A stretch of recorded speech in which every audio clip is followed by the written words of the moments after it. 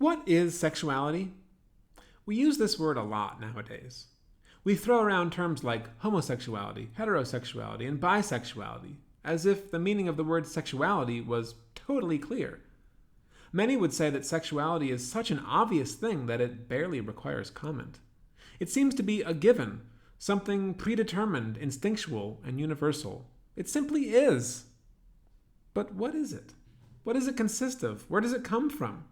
As it turns out, sexuality is actually a pretty hard thing to nail down. For our first discussion of the week, we're going to try to collectively come up with a definition of sexuality. This is a word that we see, hear, and use all the time. It's in newspapers, magazines, governmental statistics, popular and academic texts, and TV shows, music, and the like. It's everywhere. But again, what is it exactly? I'm interested in what you think people mean when they use this word, and my hope is that we can have a productive discussion about the various things that sexuality might refer to. We probably won't get to the bottom of things because, to be honest, precise definitions of sexuality are hard to come by. Nevertheless, we want to attempt this because without a good definition, we risk an entirely atheoretical approach to sexuality, and it's always better to have some theory than none, right? So, as to inform our collective attempts at theorization, I thought it'd help to delve into the history of attempts to define sexuality. By the end of this lecture, then, you should have at least some knowledge of how definitions of sexuality have changed over the years. And this, I think, will help us figure out what the word means to us today, in the here and now. So, to start, the first thing I should say is that the word sexuality is actually a really, really new one. It was coined in the late 1800s. Before that, sexuality was not part of anyone's vocabulary. Now, that's not to say that people didn't talk about sex. Of course they did. They talked about sexual intercourse, they talked about sexual dysfunctions, they had lots of different terms for talking about people's sexual tastes, preferences, behaviors, and interests. They had words for particular kinds of acts or states, like sodomy or frigidity. But they never spoke of people having sexuality. That word only came into use in the late 19th century. And according to lots and lots of historians, the invention of this word was a big, big deal. Scholars see the coining of this new word as a sign that Western cultures were going through some really profound cultural stuff. Changes that reflected new ways of thinking about the relationship between one's sex life and their concepts of self and identity.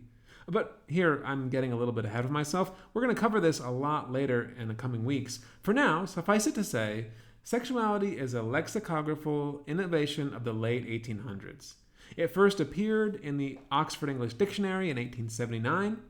In the 1880s, the term started popping up in lots of different writings, including novels, like that of an obscure French writer named Paladin, who in 1884 wrote of, quote, the animal drunkenness of sexuality. Not exactly sure what he meant by that. But novelists weren't the only ones to start using this word.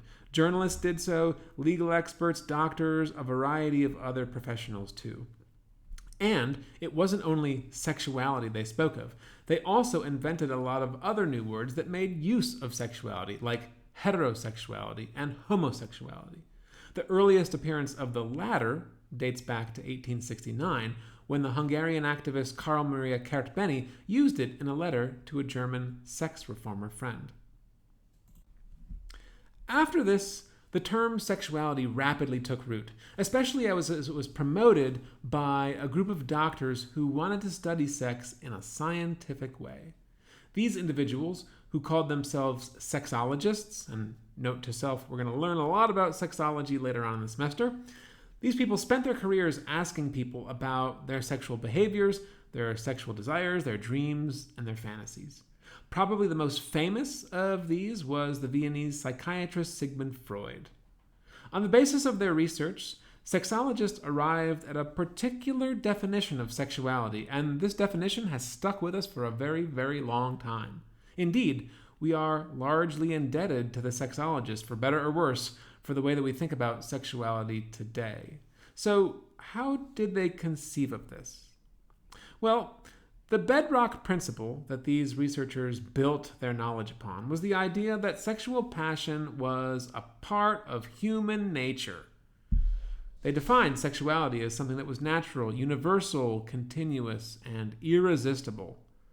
Sexuality was a fundamental human instinct. It was a powerful drive. It was an urge that often operated on an unconscious level and could be uncontrollable. It was a physiological force that built up within the body until released via orgasm. While sometimes destructive, sexuality's aim, according to these writers, was mental and physical satisfaction. It helped give individuals fulfillment and promoted social cohesion and harmony. The sexual instinct, according to the sexologists, was no different than any other biological or physiological function. Now, because they saw sexuality as something that was always present within an individual, sexologists believe that sexuality was more or less a permanent part of our identities. It was, they contended, an essential feature of one's inner being, a core part of the personality. Going even further than this, some sexologists said that sexuality was the quintessence of the self, the thing that revealed the ultimate truth about ourselves. In saying that we have sexual identities, these scientists put forward the view that sexuality was an independent realm of existence. That is to say, an autonomous part of our identities, something that was distinct from the other parts of our personalities and that even exerted an influence on them. By sexual identity, we're talking about things like personal authenticity, our sense of who we really are. Having an identity means being able, among other things, to tell stories about ourselves in which our past experiences can be seen as leading up to the thing we are now, and that help us anticipate what we will be in the future. Identity means reflexive awareness and constructing narrative meanings out of our lives. And, sexologists said, people do this with sexuality, which they believe to reside deep inside ourselves, as a kind of fixed core that doesn't change. These attempts to define sexuality as both natural, a biological force, and as an identity have both proved incredibly influential and are more or less the way lots of people see things still today. Informed by sexologists, lots of more recent sex researchers, for example, Alfred Kinsey in the mid-20th century, have understood sexuality largely in terms of biological inputs and outputs as arousal and orgasm. Taking a body-centered view, they define sexuality in terms of acts and behaviors, and they focus on observable phenomena like genital excitation. According to this definition, sexuality is something that arises from within and is largely about our tactile experiences and physical sensations. Sexuality here is a matter of physiological processes like orgasm and ejaculation, and it involves the feelings of pleasure obtained from touching human erogenous zones: the penis, the breast, the vagina, the anus, the mouth, etc. Many people define sexuality in terms of sexual behaviors, like being a bottom or having PVI, or in terms of sexual orientation, like being gay or straight or bi. But others are critical of this definition. They see it as too narrow, too fixated on biology. Is sexuality contingent on activity? Surely sexuality has to do with our biological capacities and includes things like arousal and orgasm, but, they would say, while sexuality is surely informed by our sexual behaviors, it is not limited to them. People do not become sexual only when they start having sexual relationships. And more to the point, their sexual desires do not need to have a physical expression. Aside from intercourse or even orgasm, there are a variety of ways people can articulate their sexuality, like, for example, by writing poetry. Consider the words here of the 6th BCE century Greek poet Sappho, who expressed her passion for another woman with the words you see on the screen here. So, when we define sexuality, perhaps we should be careful to consider not just the physical act of intercourse, or even just feelings of sexual arousal, but also the physical, social, and cultural aspects of a person's life that operate on these things. Sure, sexuality is felt through the body as a kind of natural force, but the emotions that are bound up in sexuality are often triggered by things outside the body. So perhaps sexuality is as much natural as it is cultural.